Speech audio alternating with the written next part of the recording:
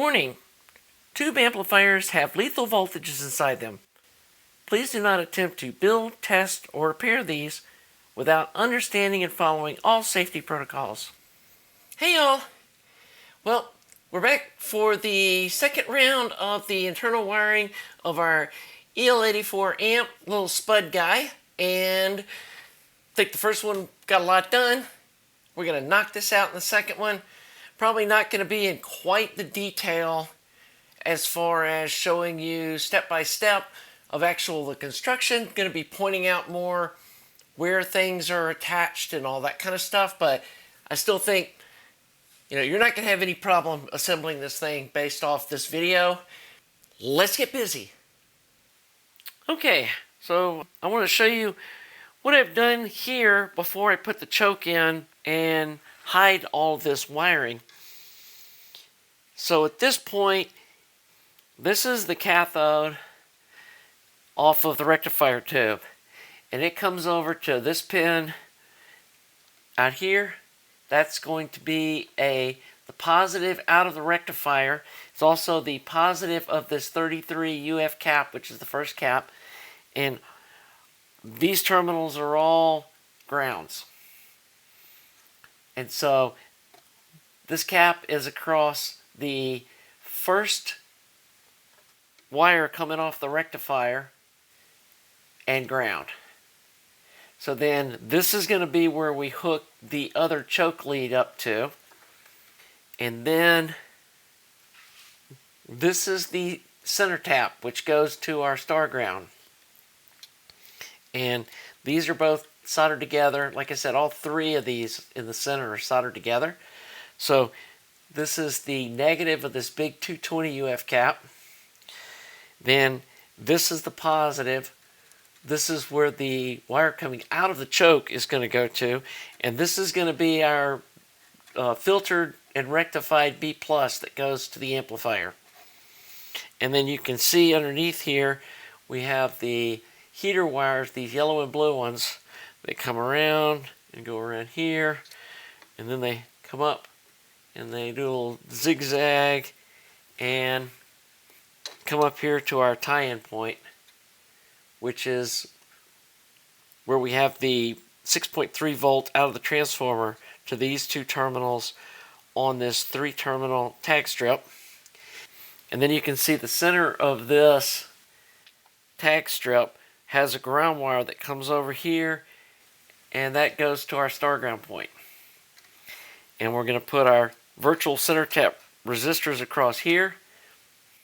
So what I need to do next, I drilled a couple of holes here and here, and this choke is going to sit like this, and one of the wires is going to come over here to this first cap off the rectifier, and then this lead is going to come over here, and it's going to be attached to what will be the B+.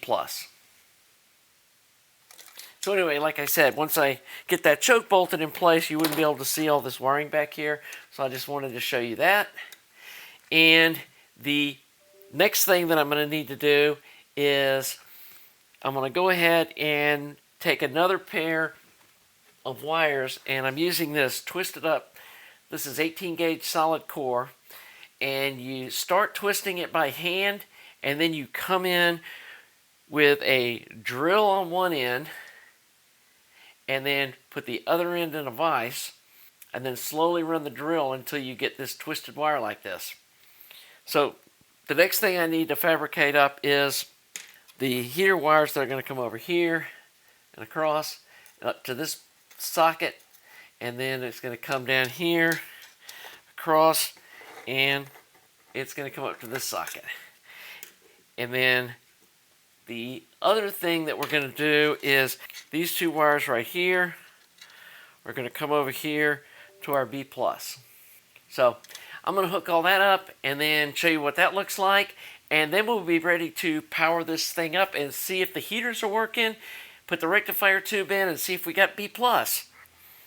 Okay, so we've been doing a little bit of work here, and hope I didn't jump too far ahead, but I really had to try to sort out how I was going to wire all this and what kind of terminal strips I needed. And so I got the power supply finished. And this is our B plus here. And we got the resistors there. We ran the heater for the output tubes, which are the only tubes, over here, then over here. Daisy chained these two together. And then, again, this is the plate from the output transformer to the plate of the tube on both of these. I had a ton of this white wire that I haven't been using in an amp, so I decided to go ahead and use this for the grounds in this amp. And first we ran individual grounds from the speaker negative over to our star ground point. And then this is going to be a ground point for the screen power supply voltage divider. So it goes over here to the star ground. This is going to be a ground point. We bring the B plus over here. Then we're going to put this capacitor across those two pins.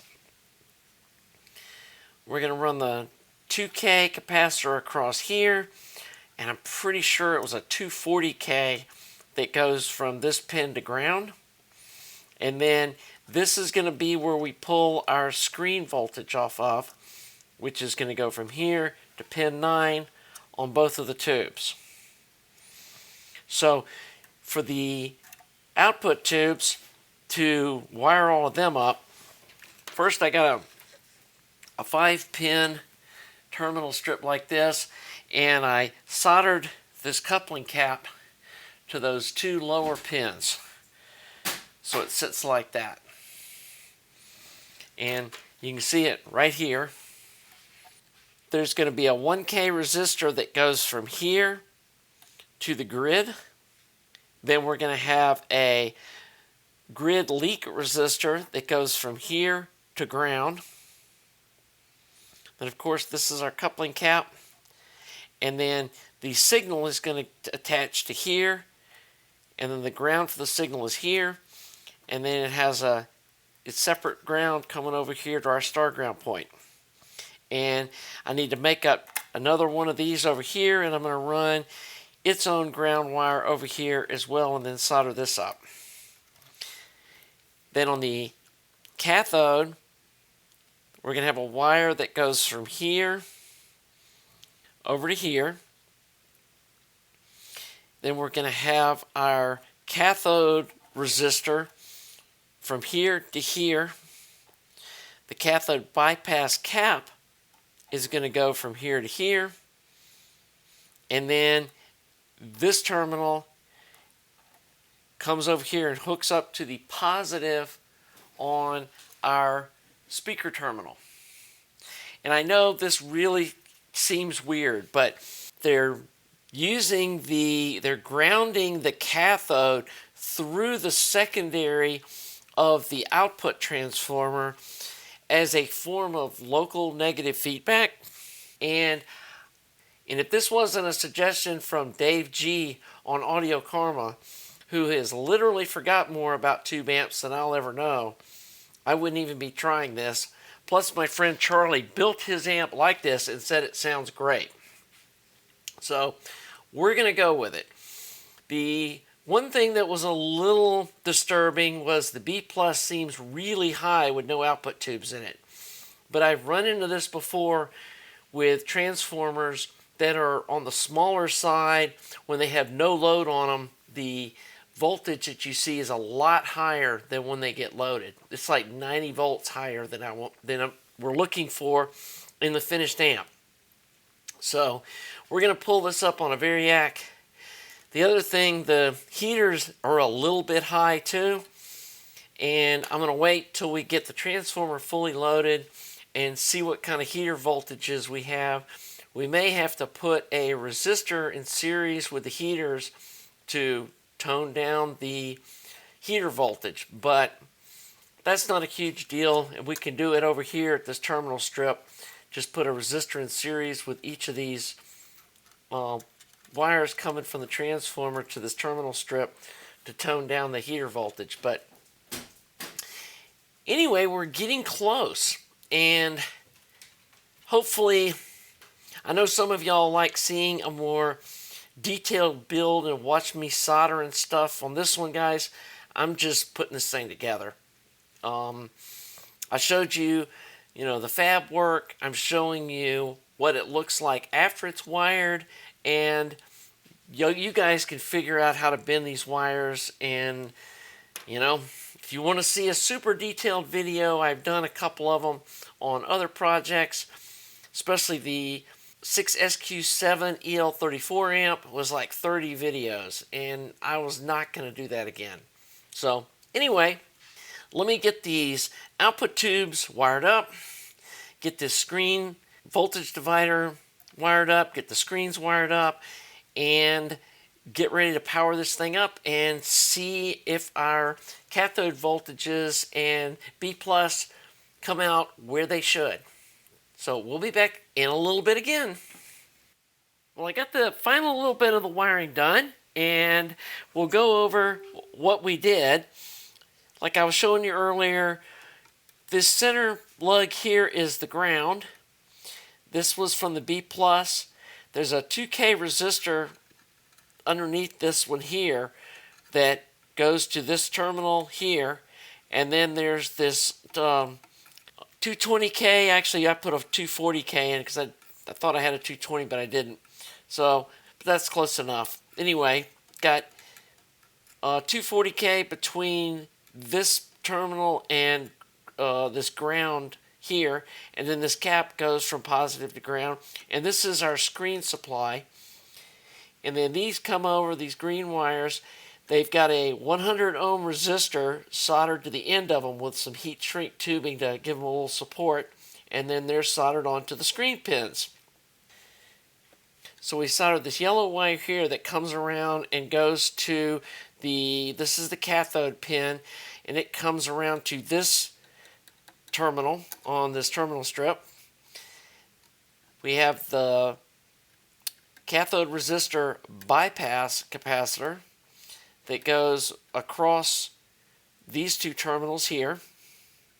We have our 180 ohm, I used a 5-watt wire round resistor just to be a little overkill. And it goes between these two terminals. And then we go from this terminal over to the positive speaker terminal, and then it's grounded through the output transformer secondary, and then follows this lead up to our star ground point. On this side of the terminal strip, this is our ground that goes from this center pin. Again, everything's got a wire that goes from this local grounding point to our star ground. This is going to be where the RCA jack is also grounded. And then this is going to be the hot from our RCA jack, our input. Goes to this coupling cap, goes to this terminal. There's a 1K resistor here to the grid, our grid stopper. And then there's a 470K grid leak resistor that goes from this pin over to our ground. And that completed the wiring. Now, when I powered it up, it started oscillating like crazy. And I've run into this before. When you're running feedback that's running off of the output transformers, sometimes you have to reverse the speaker leads to make it actually negative feedback and not positive feedback. And when I talked to Charlie, he said, oh yeah, I forgot to tell you, you're going to have to flip the speaker lead. So what we did here is, normally this yellow wire would be the 8 ohm positive, but we've made it the negative. And this black wire that would normally be the speaker ground is the positive. So we're just inverting the speaker outputs so that the feedback that we're sending into the cathode of the driver tube is actually negative feedback and not positive feedback. So I hope that makes sense.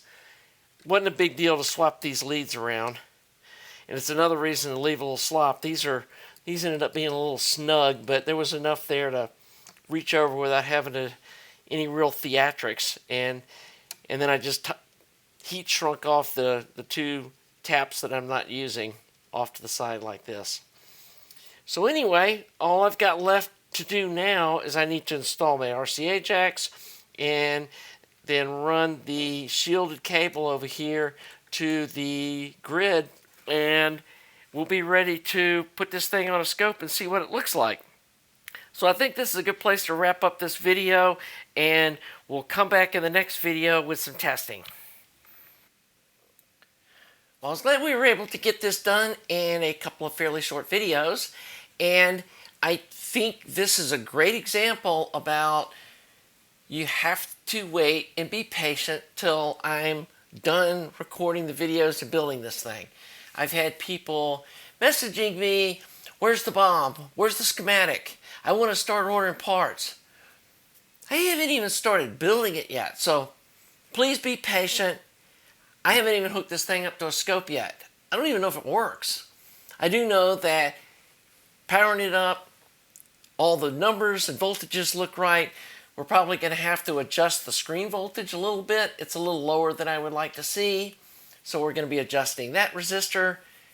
And as I showed you in the video, I ended up having to flip the speaker output terminals on the transformer because I didn't think about this, but given that this is a one-stage amp, there's only one phase inversion, and so the output transformers are labeled the way they are, assuming you're going to have a two-stage amp, which we don't have. And so by wiring it up with the feedback going to what would be the normal side, it was positive feedback instead of negative feedback, and the amp just instantly went into oscillation. So that's the kind of thing that you find out from experimentation. Sometimes, I mean, maybe if I'd thought through more carefully, I would have realized that, but that's why you test stuff. So again, I'm still fine-tuning the voltage resistors and all that stuff. I did find out that it's running these tubes at 93%, which I'm glad to see. It's actually a good sign. I don't like running tubes lethargic, especially in an SE amplifier. And these output transformers have lower DCR than the original one that my friend Charlie built, which is another good sign. And so we've got a little higher plate voltage than he had, but we're still almost 20 volts below the maximum, so I'm comfortable with that. But our screens are only at 260, and so we need to bring them up to probably about 280 or 270 something anyway to get it closer to the plate. So we're going to be fine-tuning that. Going to deal with that before I put it on the scope, which will be our next video. And we're soon going to be jumping into the preamp shootout. So, and one more thing on that. Y'all are going to say, Skunky, you're crazy. But I want to build one more preamp to throw into this shootout. It was a cool one. It's a 4S preamp. It's got one rectifier tube and one 12AX7. And the reason I want to build this is I want to be able to compare a very simple single stage preamp with no cathode followers and all that stuff to these much more complicated preamps that have at the minimum of 2 stages. A couple of them have 4 dual triodes in them, and I want to see if all that's really necessary. And so the parts are on the way for that. Hopefully they'll be here next week. We may go ahead and start the shootout. At the very least, we're going to be testing this thing on the scope in the audio analyzer suite and see what kind of numbers this thing's putting out. So we got a lot to look forward to. Hope you're enjoying this build in this whole little preamp shootout series. If you are, Please subscribe to the channel. Please like the video. And we'll see you soon for more Spud fun. Have a great day.